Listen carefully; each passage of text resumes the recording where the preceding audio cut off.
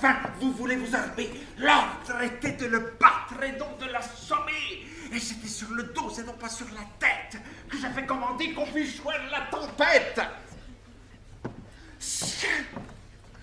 Dans quel accident me jette ici le sort? Et que puis-je résoudre à voir cet homme mort? Rentrez dans la maison et gardez de rien dire de cet ordre innocent que j'ai pu vous prescrire. Et là, que deviendrai-je et que dira le père lorsqu'inopinément il saura cette affaire? Il faut que j'aille un peu reconnaître qui c'est. Eût-on jamais prévu? Qui va là, s'il vous plaît? C'est vous, Seigneur Arnolphe? Oui, mais vous? C'est Horace. Je m'en allais chez vous vous prier d'une grâce. Vous sortez bien matin? Quelle confusion! Est-ce un enchantement? Est-ce une illusion? J'étais à dire vrai dans une grande peine, et je bénis du ciel la bonté souveraine qui fait qu'à point nommé je vous rencontre ainsi. Je viens vous avertir que tout a réussi, et même beaucoup plus que je n'eusse osé dire, et par un incident qui devait tout détruire. Je ne sais point par où l'on a pu soupçonner cette assignation qu'on m'avait su donner. Mais étant sur le point d'atteindre à la fenêtre, j'ai contre mon espoir vu quelques gens paraître, qui surmouaient brusquement, levant chacun le bras, m'ont fait manquer le pied et tomber jusqu'en bas. Et ma chute, aux dépens de quelques meurtrissures, de 20 coups de bâton m'a sauvé l'aventure. Ces gens-là, dont était, je pense, mon jaloux, ont imputé ma chute à l'effort de leur coup. Et comme la douleur, un assez long espace, m'a fait sans remuer demeurer sur la place, ils ont cru tout de bon qu'ils m'avaient assommé, et chacun d'eux s'en est aussitôt alarmé. J'entendais tout leur bruit dans le profond silence. L'un l'autre, ils s'accusaient de cette violence, et sans lumière aucune, en querellant le sort, sont venus doucement tâter si j'étais mort. Je vous laisse à penser si dans la nuit obscure, j'ai d'un vrai trépassé su tenir la figure. Ils se sont retirés avec beaucoup d'effroi, et comme je songeais à me retirer moi, de cette feinte mort, la jeune Agnès émue, avec empressement et de vers loin venue, car les discours qu'entre ces gens avaient tenus, jusque à son oreille étaient d'abord venus. Et pendant tout ce trouble, étant moins observé, du logis aisément elle s'était sauvée. Mais me trouvant sans mal, elle a fait éclater un transport difficile à bien représenter. Que vous dirais-je? Enfin, cette aimable personne a suivi les conseils que son amour lui donne, n'a plus voulu songer à retourner chez soi, et de tout son destin s'est commise à ma fouet.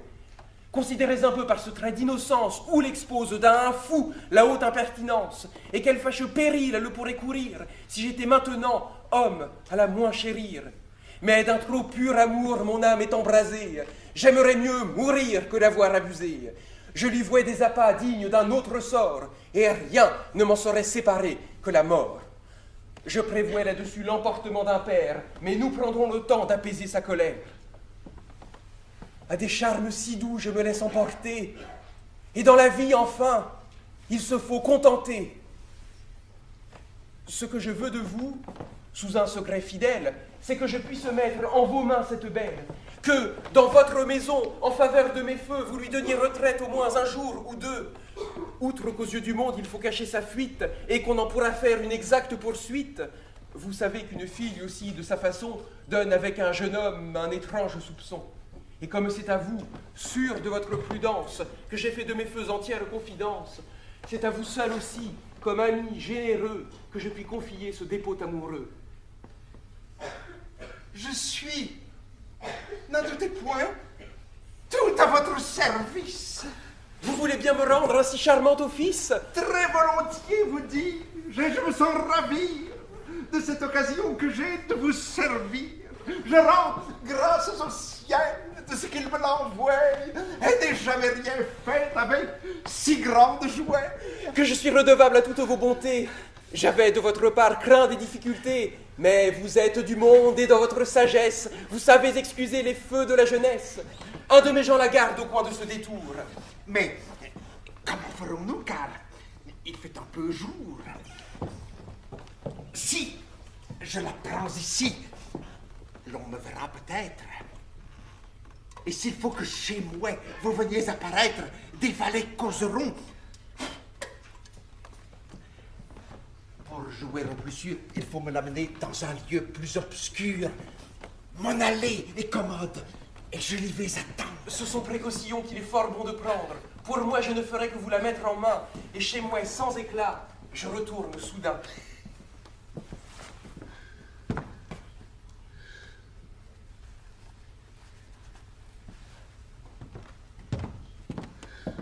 Oh, fortune, ce trait d'aventure propice répare tous les maux que m'a fait ton caprice. Ne soyez point en peine où je vais vous mener. C'est un logement sûr que je vous fais donner.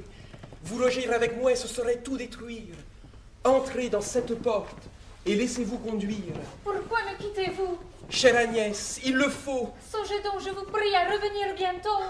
J'en suis assez pressé par ma flamme amoureuse. Quand je ne vous vois point, je ne suis point joyeuse. Hors de votre présence, on me voit triste aussi. Hélas, s'il était vrai, vous resteriez ici. Quoi? Vous pourriez douter de mon amour extrême. Non, vous ne m'aimez pas autant que je vous aime. Ah, l'on me tire trop. C'est qu'il est dangereux, chère Agnès, qu'en ce lieu nous soyons vus tous deux.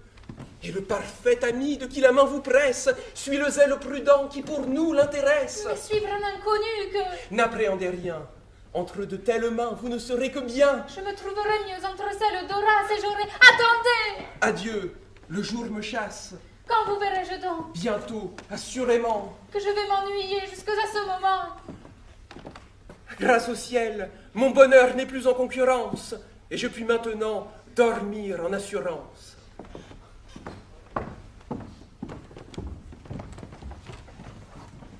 Venez, ce n'est pas là que je vous logerai, et votre gîte alières et parfait préparé. Je prétends en lieu sûr mettre votre personne. Me connaissez-vous? Mon visage friponne. Dans cette occasion, rend vos sens effrayés. Et c'est à contre-cœur qu'ici vous me voyez. Je trouble en ces projets. L'amour qui vous possède n'appelez point des cieux le galant à votre aide. Il est trop éloigné pour vous donner secours.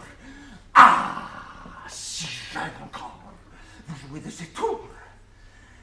Votre simplicité qui semble sans pareille demande si l'on fait les enfants par l'oreille. Et vous savez donner des rendez-vous la nuit. Et pour suivre un galant, vous êtes évadé sans bruit. Tout Dieu! Comme avec lui, votre langue cajole. Il faut qu'on vous ait mise à quelque bonne école. Qui diantre sitôt vous en a tant appris?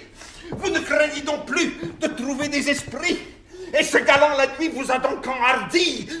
Ah, coquine, en venir à cette perfidie. Malgré tous mes bienfaits, former un tel dessein, petit serpent que j'ai réchauffé dans mon sein, et qui, dès qu'il se sent par une humeur ingrate, cherche à faire du mal à celui qui le flatte. Pourquoi me criez-vous? J'ai grand tort, en effet. Je n'entends point de mal dans tout ce que j'ai fait. Suivre un galant n'est pas une action infâme. C'est un homme qui dit qu'il me veut pour sa femme. Je suivis vos leçons, et vous m'avez prêché qu'il se faut marier pour ôter le péché. Oui, mais pour femme, moi, je prétendais vous prendre, et je vous l'avais fait, me semble, assez entendre. Oui, mais à vous parler franchement entre nous, il est plus pour cela, selon mon goût, que vous. Chez vous, le mariage est fâcheux et pénible, et vos discours en font une image terrible. Mais là, il le fait, lui, si rempli de plaisir, que de se marier, il donne des désirs. Oh, mais c'est que vous l'aimez, traîtresse. Oui, je l'aime. Et vous avez le front de le dire à moi-même? Et pourquoi, s'il est vrai, ne le dirais-je pas? Le deviez-vous aimer, impertinente? Là, c'est ce que j'en puis, mais lui seul en est la cause. Et je n'y songeais pas alors que se fit la chose. Mais il fallait chasser cet amoureux désir. Le moyen de chasser ce qui fait du plaisir. Et ne saviez-vous pas que c'était me déplaire? Moi? Point du tout. Quel mal cela vous peut-il faire? Il est vrai, je suis d'en être réjoui. Vous ne m'aimez donc pas à ce compte? Vous? Oui. Hélas, non. Comment non? Voulez-vous que je mente? Pourquoi ne m'aimez pas, madame l'impudente? Mon Dieu, ce n'est pas moi que vous devez blâmer. Que ne vous êtes-vous comme lui fait aimer? Je ne vous en ai pas empêché, que je pense. Je me suis efforcé de toute ma puissance, mais les choix que j'ai pris, je les ai perdus, tout. Vraiment, il en sait donc là-dessus plus que vous. Car à se faire aimer, il n'a point eu de peine. Voyez comment résonne et répond la vilaine peste. Une précieuse en dirait-elle plus. Ah, je l'ai mal connue. On m'a fait là-dessus une sentence et plus que le plus habile homme. Puisqu'en raisonnement, votre esprit se consomme, la belle raisonneuse, est-ce qu'un si longtemps, je vous aurai pour lui nourri à mes dépens? Non, il vous rendra tout jusqu'au dernier double. Et là, de certains mots où mon dépit redouble. Me rendra-t-il coquine, avec tout son pouvoir, les obligations que vous pouvez m'avoir? Je ne vous en ai pas de si grande qu'on pense. N'est-ce rien que les soins d'élever votre enfance? Vous avez là-dedans bien opéré, vraiment, et m'avez fait en tout instruire joliment. Croit-on que je me flatte, et qu'enfin dans ma tête je ne juge pas bien que je suis une bête? Moi-même j'en ai honte, et dans l'âge où je suis, je ne veux plus passer pour sotte si je puis.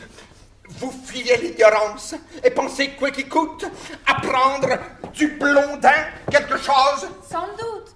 C'est de lui que je sais ce que je puis savoir, et beaucoup plus qu'à vous, je pense celui de voir. Je ne sais que me dire qu'avec une gourmade, ma main de ce discours ne venge la bravade. J'enrage quand je vois sa piquante froideur, et quelques coups de poing satisferaient mon cœur. Hélas, vous le pouvez si cela peut vous plaire.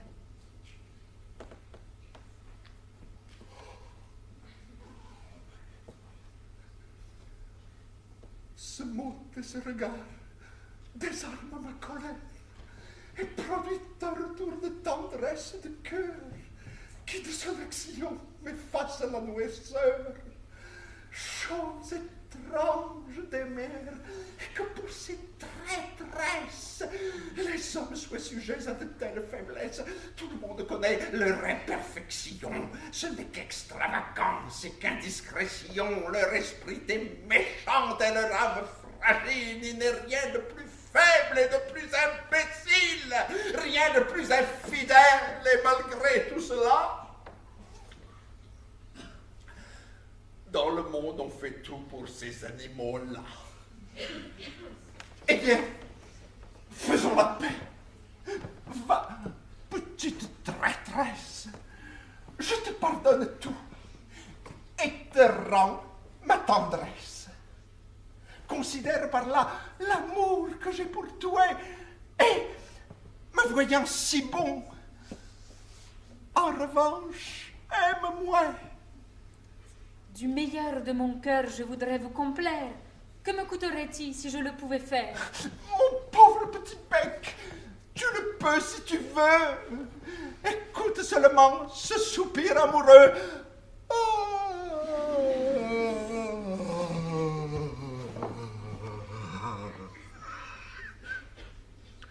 Vois ce regard mourant. Contemple ma personne et quitte ce morveux et l'amour qui te donne.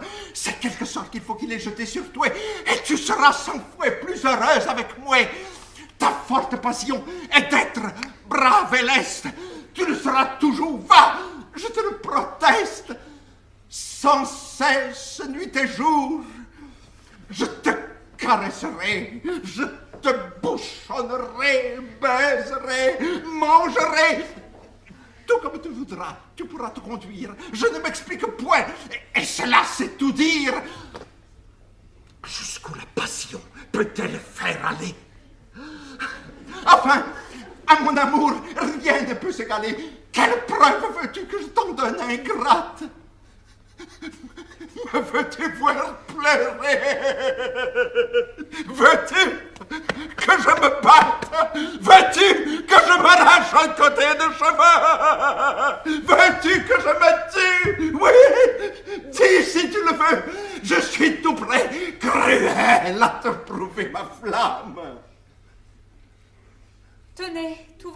discours ne me touche point l'âme. Horace, avec 2 mots, en ferait plus que vous. C'est trop me braver. Trop pousser mon courroux. Je suivrai mon dessein. Bête trop indocile. Et vous dénicherez à l'instant de la ville. Vous rebutez mes vœux et me mettez à bout. Mais un cul de couvent me vengera de tout.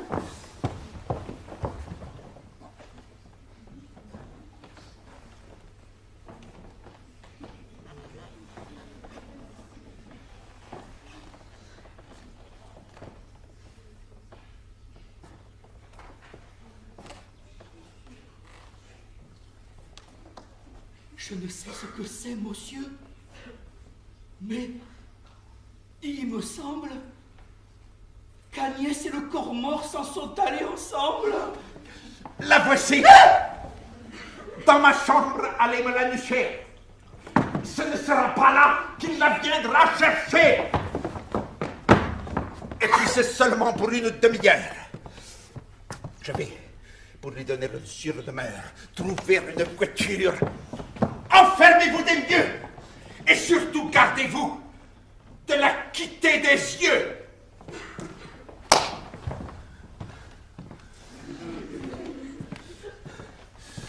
Peut-être que son âme étant dépaysée pourra de cet amour être désabusée. Ah, je viens vous trouver accablé de douleur. Le ciel, Seigneur Arnolphe, a conclu mon malheur, et par un trait fatal d'une injustice extrême, on me veut arracher de la beauté que j'aime. Pour arriver ici, mon père a pris le fraise. J'ai trouvé qu'il mettait pied à terre ici presse. Et la cause en un mot d'une telle venue, qui, comme je disais, ne m'était pas connue, c'est qu'il m'a marié sans m'en réécrire rien, et qu'il vient en ces lieux célébrer ce lien. Jugez en prenant part à mon inquiétude s'il pouvait m'arriver à contretemps plus rude. Cet Henri que dont hier je m'informais à vous cause tout le malheur dont je ressens les coups. Il vient avec mon père achever ma ruine, et c'est sa fille unique à qui l'on me destine. J'ai, dès leurs premiers mots, pensé m'évanouir, mais d'abord, sans vouloir plus longtemps les ouïr, mon père ayant parlé de vous rendre visite, l'esprit plein de frayeur, je l'ai devancé vite. De grâce, gardez-vous de rien découvrir de mon engagement qui le pourrait aigrir, et tâchez comme en vous il prend grande créance de le dissuader de cette autre alliance. Ouida, Conseillez-lui de différer un peu, et rendez en ami ce service à mon feu. je n'y manquerai pas. C'est en vous que j'espère, Fort bien. et je vous tiens, mon véritable père. Dites-lui que mon âge, je le vois venir. Écoutez les raisons que je vous puis fournir. Sitôt qu'à mes yeux je vous ai vu paraître, quand on ne m'eût rien dit, j'aurais su vous connaître. Je vous vouais tous les traits de cette aimable sœur, dont l'hymen autrefois m'avait fait possesseur. Et je serais heureux si la part cruelle me laissait ramener cette épouse fidèle pour jouir avec moi les sensibles douceurs de revoir tous les siens après nos longs malheurs. Mais puisque du destin la fatale puissance nous prive pour jamais de sa chère présence, tâchons de nous résoudre et de nous contenter du seul fruit amoureux qui m'en ait pu rester. Il vous touche de près, et sans votre suffrage, j'aurais tort de vouloir disposer de ce gage. Le chouet du Phidoronte est glorieux de souhait, mais il faut que ce chouet vous plaise comme à moi. C'est de mon jugement d'avoir mauvaise estime que douter si j'approuve un chouet si légitime. Oui, je vais vous servir de la bonne façon. Gardez encore un coup. N'ayez aucun soupçon.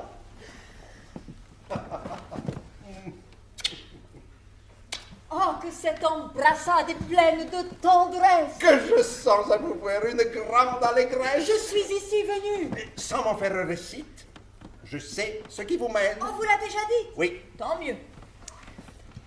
Votre fils, à cet hymen, résiste, et son cœur prévenu n'y voit rien que de triste. Il m'a même prié de vous en détourner. Et moi, tout le conseil que je vous puis donner, c'est de ne point s'ouvrir, que ce nœud se diffère, et de faire valoir l'autorité de père. Il faut avec vigueur ranger les jeunes gens, et nous faisons contre eux à leur être indulgents. Ah, traître! Si son cœur a quelque répugnance, je tiens qu'on ne doit pas lui faire violence. Mon frère, que je crois, sera de mon avis. Quoi? Se laissera-t-il gouverner par son fils? Est-ce que vous voulez qu'un père ait la mollesse de ne savoir pas faire obéir la jeunesse?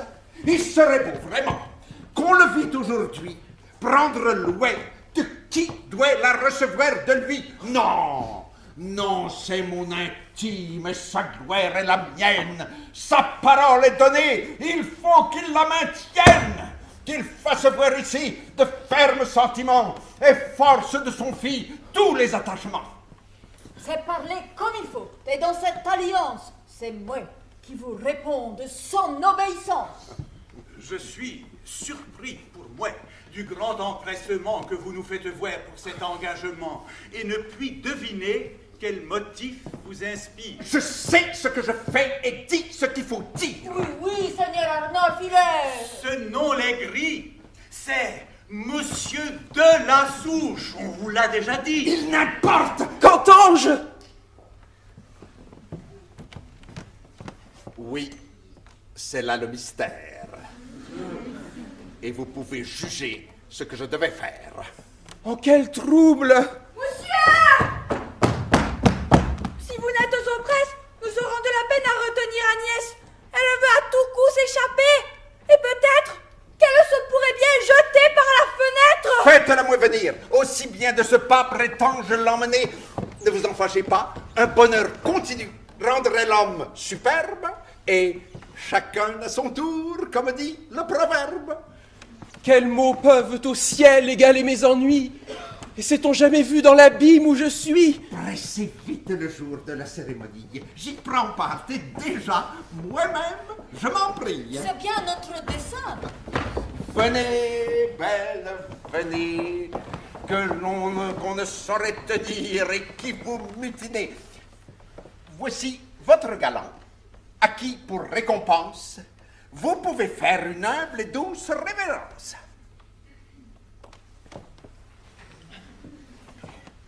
Adieu. L'événement trompe un peu vos souhaits, mais tous les amoureux ne sont pas satisfaits.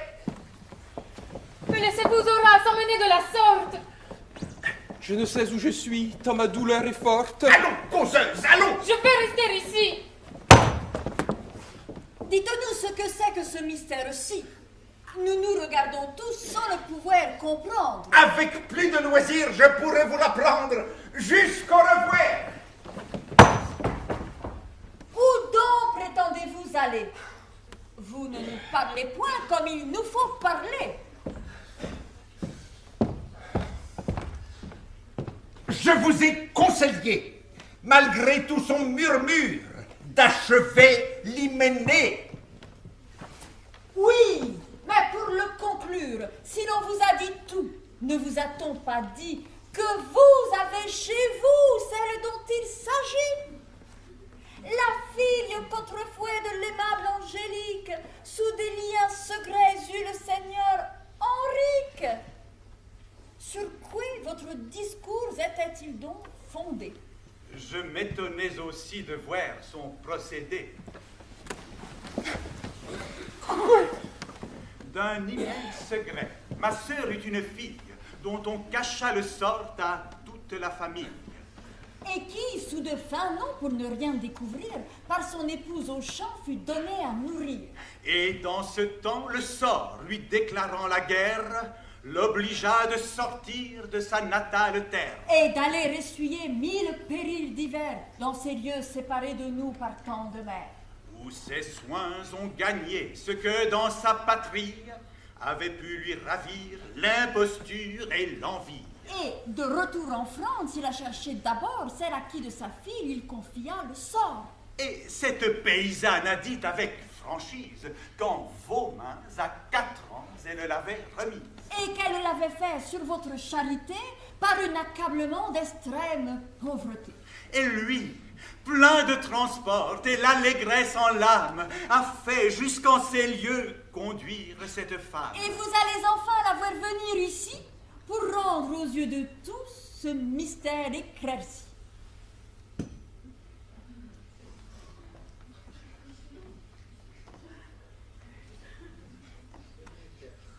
Je devine à peu près quel est votre supplice. Mais le sort en cela ne vous est que propice. Si n'être point cocu vous semble un si grand bien, ne vous point marier en est le vrai moyen.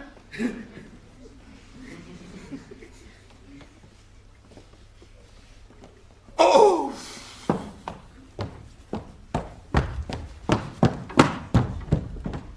D'où vient qu'il s'enfuit sans rien dire? Ah, mon père, vous saurez pleinement ce surprenant mystère. Le hasard dans ces lieux avait exécuté ce que votre sagesse avait prémédité.